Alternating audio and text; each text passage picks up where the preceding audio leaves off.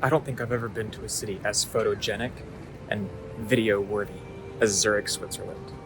I mean, wow.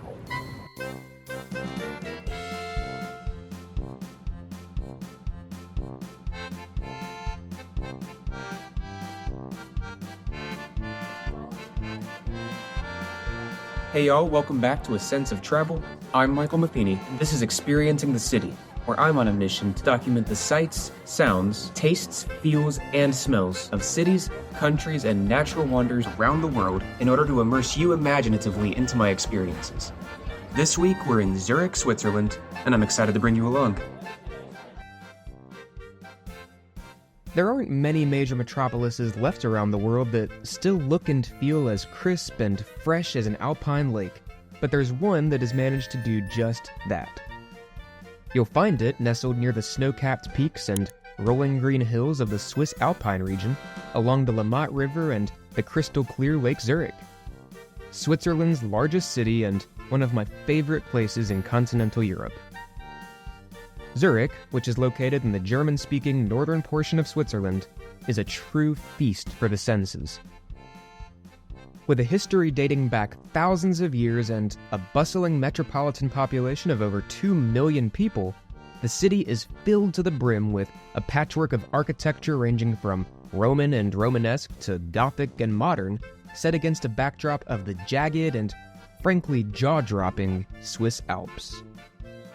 But it isn't just the beautiful architecture or the striking natural scenery that makes Zurich such an incredible sensory experience, and photography alone can't capture the feeling that you get when experiencing this storied Alpine destination. And that's why today, my mission is to immerse you into the Zurich experience in a different way than traditional travel vlogs, by bringing all 5 senses of this medieval, elegant, cozy, lakeside Swiss metropolis to you. And so, let's dive in together. Sandwiching the River Limmat at the edge of Lake Zurich is the city's centerpiece, Altstadt Zurich, or Zurich's Old Town. Cobblestone streets and alleyways, winding in odd angles up and down the hillsides along the river, are densely lined with centuries-old buildings of 4 to 6 stories, varying in facades of white, pale pink, pale yellow, and gray stone. Complementing the turrets, steeples, and tight alleyways are the stunning, jagged Swiss Alps, which almost look as if they've been brushstroke painted onto the horizon. Wafting through the countless old streets and alleyways are the scents of the bakeries and chocolatiers occupying those storefronts, accompanied by hundreds of neighboring restaurants, bars, and cafes. As you imagine the colorful, medieval, tight streets, you'll notice a lot of international cuisine, specifically with French and Italian influence. Of course, Swiss restaurants abound too, serving up fondue, raclette, and, of course, chocolate. We'll touch on these tastes in a bit. Zurich's storefronts are less tourist-influenced than other major cities I've traveled to, with a larger spread of apparel, cosmetic, and boutique shops to draw in the crowds. The ones that do exist purely for tourists, however, really push their army knives and watches.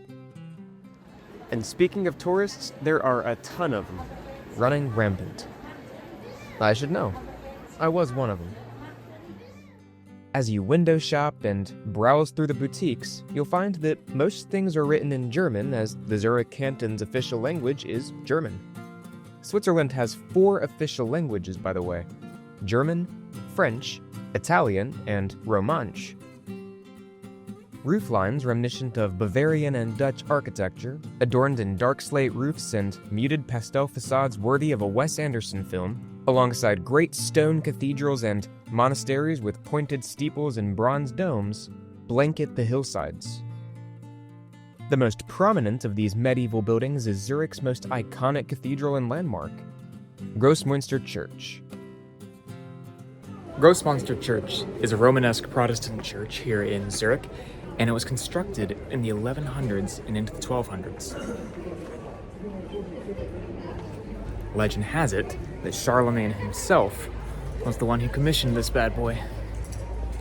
Let's go take a look inside.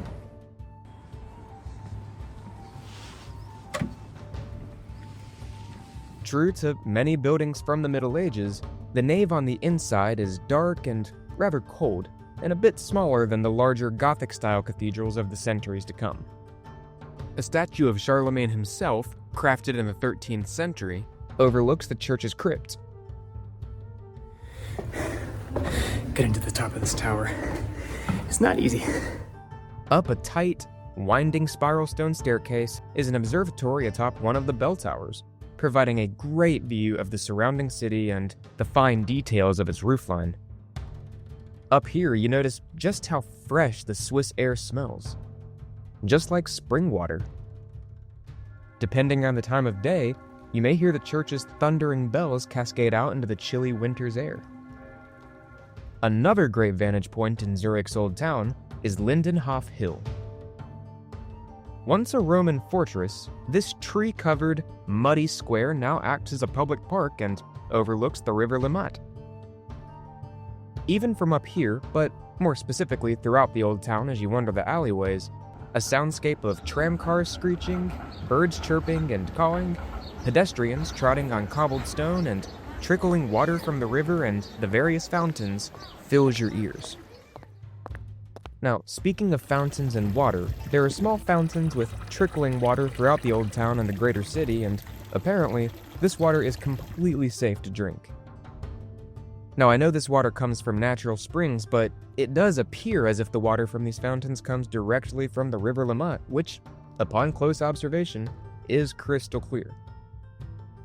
All in all, Zurich's old town is a 10 out of 10 experience, with a built environment that makes you feel as if you've been transported to a Wes Anderson set. I don't think I've ever been to a city as photogenic and video-worthy as Zurich, Switzerland. I mean, wow. The Zurich experience, even outside of its picture-perfect old town, is full of fascinating history, mind-blowing natural beauty, and decadent tastes. And since we're on the subject, No vlog capturing the sights, sounds, tastes, feels, and smells of Switzerland would be complete without a visit to the Lindt House of Chocolate. That's where I'm heading next. Swiss chocolate is world famous. A brief bus ride from the city center, the Lindt home of chocolate is about as sweet as it gets. The stylish, high-ceilinged, and modern atrium of white marble is clear of distraction, allowing your immediate attention to be drawn to the centerpiece, a literal fountain of chocolate towering up a central post. At the golden base of this flowing milk chocolate fountain, a sign asking visitors to avoid touching the fountain confirms that it is indeed real chocolate. Perhaps because of this, or perhaps due to the cafe, the Lindt shop, or the nature of the chocolate factory as a whole, but the atrium itself carries an aroma of milk chocolate. As the chocolate tour explains, Switzerland is the home for chocolate.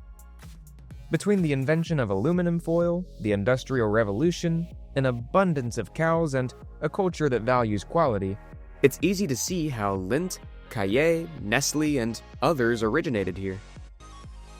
As you walk through the exhibit, you're greeted with the fresh smells of the West African jungles in which the beans grow, inside a space designed to look and feel like the aforementioned jungles. Similarly to coffee beans, once the cocoa beans are cultivated, they're fermented and sun-dried to bring out the strongest cocoa aroma.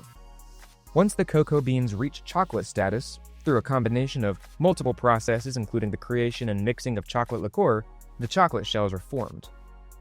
In the factory, the shells are vibrated along rails to allow the air bubbles to escape, at which point the new chocolate molds are turned over. Two depositors then fill the shells with the famous variety of fillings, where the pieces are vibrated again. The chocolate is then cooled and vibrated once more, releasing any remaining air bubbles. Of course, the best part of the entire experience is the tasting. The free samples of Lindt chocolate are virtually endless while on the tour.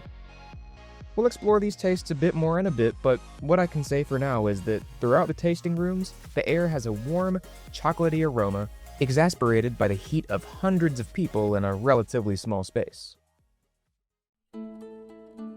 Next up, we're headed to the Landesmuseum, or the Swiss National Museum, which is located adjacent to the Old Town. This national museum features tons of exhibits on Swiss and Zurich history, alongside several galleries of beautiful Swiss and general Baroque art. Just like Swiss chocolate icing on a cake, there's even an exhibit dedicated to Christmas and nativity scenes. Swiss history is on full display here, which dates back thousands of years, although the country we now know as Switzerland wasn't always around. For example, in the Middle Ages, modern Switzerland's cantons were part of the Holy Roman Empire. The Swiss History exhibit walks you through a tumultuous history, with milestones including the creation of alliances by the rural cantons of the 13th century, although these needed to be repeatedly renewed, the creation of the new Swiss Confederation through a loose consolidation of those cantons in the 15th century, and the establishment of the federal Swiss state of today in 1848. Fascinating displays of written charters, art, and even military gear highlight that, even from its earliest days, Switzerland has considered itself a neutral nation on the political field. During the 20th century, Switzerland was threatened by war constantly, and between the two world wars and the nuclear arms race, it was a frequent necessity that the country lean into its reputation of neutrality. Zurich's built environments are gorgeous, yes, but in fairness, they have a lot to work with. Zurich's natural surroundings and just the Swiss countryside in general is by far the most picturesque I've ever seen. Bright blue lakes surrounded by the rocky, snow-glazed Alps and patches of bright green hillside fields covered in small villages of white, pastel yellow, and stone buildings blanket the Swiss countryside. And thanks to all that countryside, the air here can be described as nothing other than fresh. The air in Zurich smells fresh and a little smoky, but not cigarette smoky, just smoky, and really earthy, which makes a lot of sense because surrounding this city are gorgeous lakes and mountains. It's easily one of the most fresh environments I think I've ever smelled, at least as far as cities are concerned. Even within the heart of the city, there are a lot of large, evergreen alpine trees, carrying their crisp scent to your nostrils. At the mouth of the River Limmat, on the edge of Zurich's old town, the frigid air and the icy cold, clear waters of Lake Zurich create a fresh, peaceful, and postcard-worthy oasis.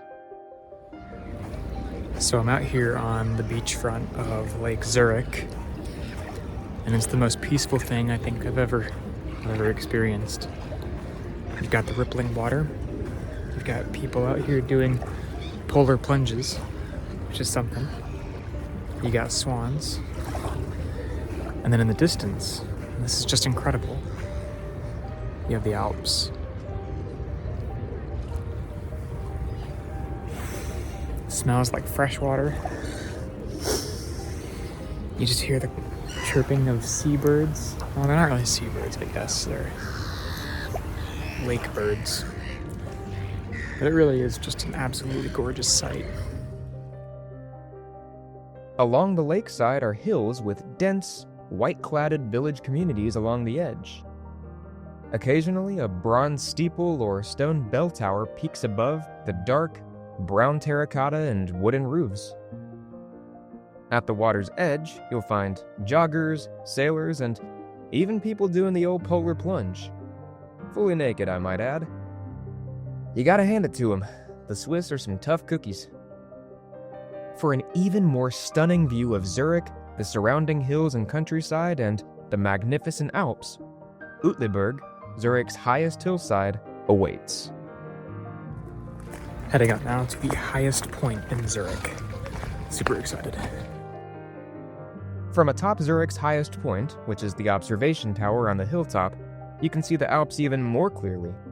They're so gargantuan, so colossal, and so oddly shaped that during my visit to the tower, I mistook the snowy peaks for clouds on the horizon. Switzerland loves its cheese. When it comes to food, this is the Wisconsin of countries on the European continent. Of course, it isn't just cheese that makes up the Swiss culinary scene. Here are a few of the hearty, sweet, and, of course, cheesy dishes that I tried that I felt really captured my Zurich experience. Makrogen. Makrogen, or Alpine macaroni and cheese, is essentially macaroni noodles doused in a light, creamy cheese sauce, mixed with potato wedges and accompanied with an incredibly rich and delicious applesauce, which is a bit more tart than any other applesauce I've ever tasted before. It's creamy. It's Swedish. Not Swedish, but sweetish. The noodles are very tender. It's just really good. Raclette. The preparation of raclette cheese at the raclette factory is pretty intriguing. It's actually baked onto the potatoes and then served alongside dill pickles and onions.